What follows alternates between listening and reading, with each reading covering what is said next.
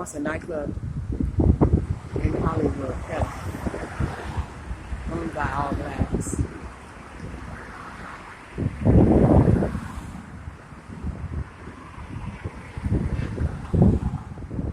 And then it was overthrown. Was sad. Taken over. Been out of business for years and years. It's very good. Yet compared to these other taller ones, owned by, who's.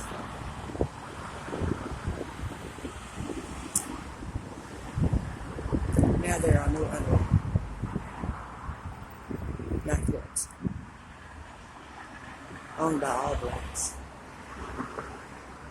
And boy, did they come out in droves, dressed in their finest. They had some brothers and the boxing moms, sisters.